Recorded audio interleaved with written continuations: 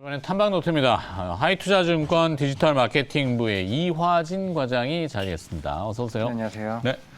자, 기업으로 바로 가겠습니다. 네, 큐렉소 먼저 말씀드리겠습니다. 큐렉소? 네. 의료용 로봇으로 봐야 됩니까, 여긴 또? 예, 의료용 로봇이 물론 이 회사 같은 경우는 작년까지만 해도 매출 비중이 무역업이 좀 많긴 했습니다. 왜냐하면은 최대 주주가 한국 야쿠르트다 보니까 이제 음식료 관련된 첨가제도 있고 네. 뭐 하고 있는데 이제는 아마 아직 4분기 실적이 안 나왔습니다만은 아마 로봇 비중이 크게 많이 개선됐기 때문에 아마 50% 이상은 아마 이제 로봇 쪽으로 움직이지 않을까 생각을 하고 있고.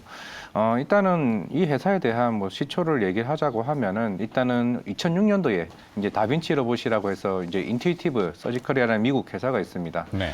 이 회사 같은 경우는 이제 수술용으로 로봇을 나오고 있는데 이제 복강술 관련 수술로 최근에 2006년도에 유행했던 드라마가 이제 뉴아트에서 얘기가 나오게 되면서 이제 수술 로봇으로 시장에 크게 부각이 됐고 이게 2021년쯤인가 한 120조 정도 시가총액 갔던 만큼 뭐 향후에 어떻게 보면은 한국의 뭐 인투이티브 서지컬이 될 수 있지 않나라고 생각해서 좀 큐렉스를 좀 가지고 왔었고요. 일단 매출은 작년부터 좀 본격적으로 나오기 시작을 했습니다. 일단은 큐비스 조인트라고 해서 이게 인공 관절 로봇인데 정형외과 수술에 들어가기 전 이제 뼈를 깎아서 이제 디테일하게 깔끔하게 이제 수술로 들어보내게 하는 로봇인데 일단 인도에 있는 메리 헬스 케어라는 회사에 일단은 수출을 2025년까지 52대에 대한 공급 계약을 맺었는데 일단 공시도 나왔고 뉴스 나왔지만은 작년 11월에 이제 워낙 이제 공급을 많이 했던 부분이었고 인도에서도 우리랑 같이 잘 글로벌 시장을 진출하자라고 얘기가 나오게 되면서 본격적으로 추가 수주가 나왔습니다. 이제는 북아메리카나 북유럽이나 동남아 쪽으로 해서 올해는 좀 이쪽으로 확대되면서 이제 시장을 좀 크게 가져가는 흐름이 되지 않을까라고 생각을 하고 있기 때문에 사실 큐렉소의 단점이 아직까지는 해외 시장 진출이거든요. 그동안 이제 이 다른 큐비스 스파인이라고 하는 척추 임플란트 로봇도 있는데 이 회사도 아직 이거는 이제 LNK 바이오가 하고 있는 척추 임플란트 회사와 이제 MOU를 맺어가지고 북미 시장 좀 진출을 노리고 있는 만큼 작년 같은 경우에는 이제 본격적인 로봇의 수주가 조금씩 나왔다 그러면은 올해부터는 해외 시장에 좀 본격적으로 총 37개국에 대한 수출을 확보할 수 있기 때문에 아마 이제 숫자 자체가 아마 올해부터 조금씩은 달라지지 않을까라고 좀 생각을 할 수가 있을 것 같습니다. 그 마이크로 로봇, 그러니까 몸속에 이제 네. 예전에 이게 고전 영화인데 제가 어렸을 때니까는 40년 전. 네, 영화 영화 제목이 기억이 안 나가 좀 찾아보고 있는데 이너스페이스인가? 뭐 하여튼 캡슐 로봇이 막 돌아다니면서 하여튼 상상 속의 얘기가 이제는 현실로 많이 다가와 있잖아요. 네.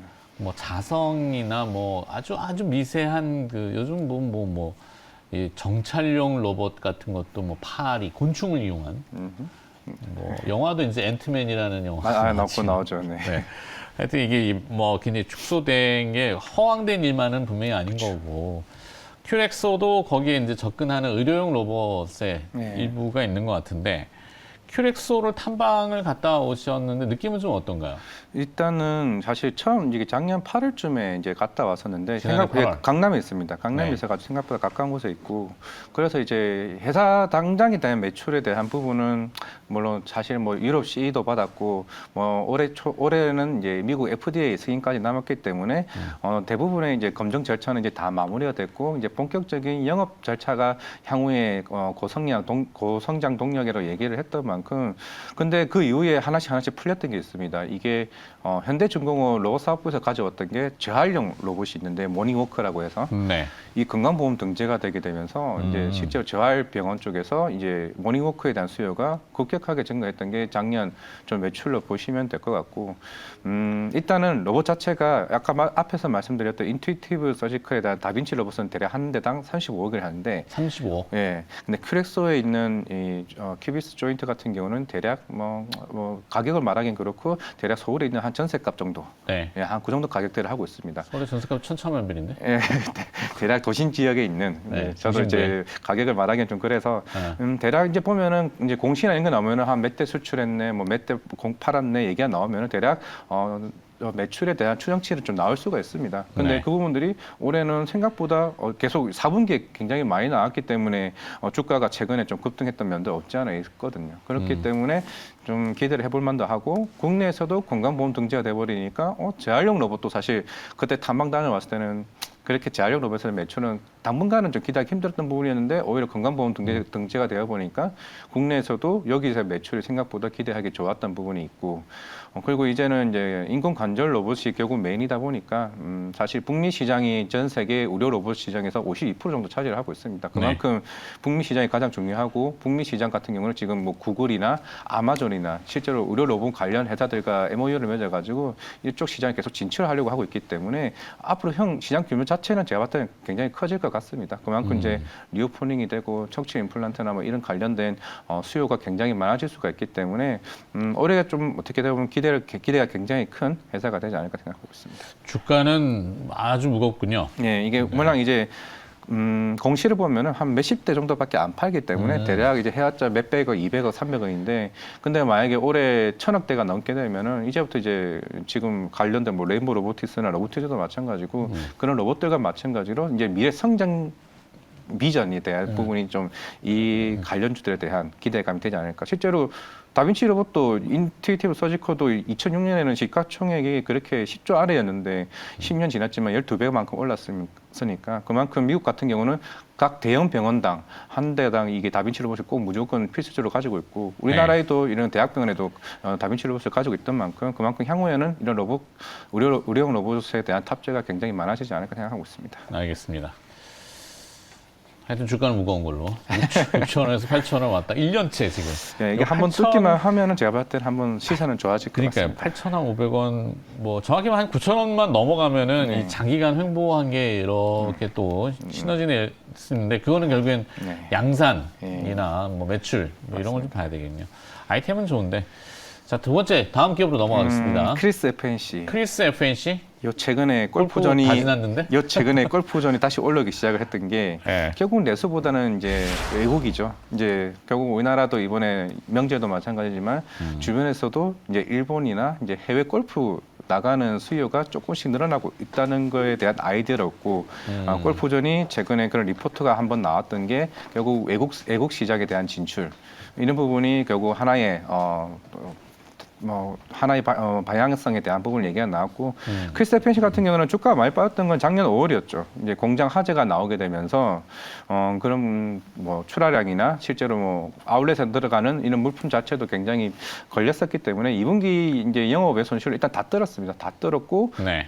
작년 말쯤에는 결국에는 뭐 골프 수요도 줄어들다 보니 이런 부분이 사라졌는데 올해는 이제 골프전과 마찬가지로 결국에는 외국 시장에 대한 수요가 해외 골프에 대한 수요가 급격하게 증가한다 그러게 되면 여기에 대한 사실 뭐 실제 우리나라에서는 골프 웨어 쪽으로는 압도적인 1위를 가지고 있고 실제로 브랜드 자체도 웬만한 대중화나 20대부터 40대에 대한 타겟층이 있는 브랜드들을 다 가지고 있는 부분이고 물론 작년에 테니스 얘기가 나왔었는데 저 CF를 예. 저희가 얘기를 많이 했었거든요. 예, 트와이스가 나오는 지난해. 이제 모델로 하고 있고 저 아주 맹 포인트를 정확히 짚었던. 근데 CF 저거 1년 전 건가? 그렇게요. 맞습니다. 네. 그래서 이게 고고 스페셜지 앞에 나오는 자막이 하이드로겐 이탈리아 용품 이제 스포츠웨어인데 테니스나 이쪽 다양한 스포츠웨어를 만들고 있는 회사이기 때문에 결국 이 회사도 골프만으로는 당장에 답은 안 나올 수가 있기 때문에 좀 다양한 스포츠웨어에 대한 시도를 하고 있는 모습이고 올해는 아마 관련된 리포터들이 아직 이제 보니까 하반기에 거의 하나도 나온 게 없는데 네. 그 이유가 결국에는 이제 골프웨어뿐만 아니라 이제 외국 시장에서 나오는 매출과 그리고 하이드로겐이 인수로 인해서 과연 테니스나 이런 다른 스포츠웨어에 대한 용품에 대한 발주가 어느 정도 이제 그런 시각이 매출로 보여져야 조금 주가가 반등을 하지 않을까 생각을 하고 있습니다. 그러니까 이제 아웃도어라고 좀 외부 활동이 많아지는 춘기, 봄 다가오면은 뭐 어떻게 될지는 봐야 되겠네요. 또. 맞아요. 그리고 또 네. 최근에 우리나라에서도 보니까 이제 그린피에 대한 규제, 뭐 상한제가 얘기가 나오고 있는 만큼 네. 그럼 이거 가격이 다운되게 되면 솔직히 의료회사에 대한 수요도 제가 볼 때는 생겨나지 않을까 하는 생각도 잠시나마 해봤기 때문에 작년, 재작년 워낙 이제 높은 매출이 나왔었기 때문에 그게 대한 기대감까지는 아니지 않을까라는 우려도 있지만은 결국 해외 시장에 대한 흐름을 봐야 조금 되지 않을까 생각하고 있습니다. 여기 또 주가는 근데 2만 원에서 그냥 붙어가지고 어느 정도 다 무거운 걸로. 선반영 됐다고 좀 생각을 하고 아, 있어가지고 그래요? 예, 물론 올해 봄이 돼야 골프장에 대한 나가는 흐름을 봐야 되지 않을까 생각하고 있습니다. 알겠습니다. 자, 다음 기업으로 넘어가겠습니다. 아, 다음 세 기업. 번째 좀 가벼운 거 없어요? 아 가벼운 거요? IT 쪽으로. 오늘 뭐 솔레도 IT이긴 합니다. 솔로엠 예, 여기도 인공지능 뭐 이런 거 없나? 인공지능 없고 2차 전지를 신성장 사업으로 하고 있는 2차 아직까지 전지를 답은 안 나오고는 있지만은 네. 뭐 가장 큰 건 사실 파워 모듈 쪽입니다. 파워 모듈 쪽은 이제 작년에는 북미 쪽 시장을 좀 넘보고 있다는 얘기가 나왔었는데, 남보고 있는 공급 계획을 했다고 했는데 회사 이름은 밝히지 않았지만 사실 북미 IT 회사라고 하면은 아마 누구나 아는 그 회사에 대한 파워 어댑터에 대한 출하량에 대한 매출이 좀 생각보다 좀 잘 나왔다는 측면에서 있었고, 하지만 최근에 주가가 좋았다는 점은 ESL입니다. ESL이라고 하면은 정작 가격 표시기라고 해서 우리가 네. 뭐 대형마트 가면은 이게 그런 딱딱한 종이가 아니라 전자로 인식을 해가지고 가격이 스스로 바뀌게 하는, 흔히 많이 쓰일 수 있는 데가 많죠. 의료 시장도 있고 병원도 있고. 결국 이 회사의 논리는 이겁니다. 인플레이션으로 인해서 인건비가 많이 상승하다 보니까 여기에 대체로 인해서 전자 가격 표시기를 활용화하자. 실제로 이거는 아마 ESL을 들어보신 분들은 이게 언제든지 교체가 가능하지 않냐라고 얘기는 하고 있는데, 이게 한번 적용하게 되면은 이게 하나의 서버로 인해서 네트워크를 쫙 뿌리기 때문에 쉽게 교체하기가 쉽지가 않습니다. 이제 전 세계에서 거의 독과점으로 세 개 회사가 가지고 있고, 스웨덴이나 프랑스 회사가 있는데, 솔레임 같은 경우가 작년에 제가 탐방 갔다 왔을 때는 그때도 한 3위였는데 지금 4분기 매출은 나오게 되면 알겠지만은 2위까지는 올라갈 가능성이 굉장히 높기 때문에, 실제로 앞에 말씀드렸던 3-in-1 보드나 이런 사실 저가형, 중저가형 TV 네. 매출이 안 좋았잖아요, 작년에. 이제 그쪽이 안 좋았는데 여기서 매출이 다 메꿨습니다. 그동안 솔레임 주가가 안 좋았던 거는 어닝 쇼크가 계속 항상 매 분기마다 나왔기 때문에 주가가 안 좋았던 부분인데, 이제는 ESL이 생각보다 선방을 했다는 점이 좀 시장에 최근에 좀 부각이 됐고 리포트도 꾸준하게 나오는 거 보니까 이제 올해라 내년쯤에는 IT 전방 산업이 조금 더 회복된다. 그렇게 되면은 ESL은 한 연평균 대략 30% 이상은 성장이 계속 꾸준히 나올 수밖에 없는 시장이긴 하거든요. 그렇게 되면은 이 솔로임이 가지고 있는 사업부는 올해는 무조건 다 괜찮을 것 같고, 그러면 이제 아까 맨 처음 얘기했던 2차 전지 폐배터리 시장과 원익 P&E와 같이 하고 있는 충전 시스템을 같이 지금 준비를 하고 있거든요. 네. 그러면 향후에 2차 전지와 이제는 폐배터리 관련 이슈로 인해서 좀 사업 다각화해서 좀 괜찮은 회사가 되지 않을까라고 오케이. 생각할 수가 있을 것 같습니다. 네. 세 개 기업 들어봤습니다. 큐렉소, 크리스 FNC, 솔루엠 탐방 리포트였고요. 하이투자증권 디지털 마케팅부의 이화진 과장이 수고해 주셨습니다. 고맙습니다. 네, 감사합니다.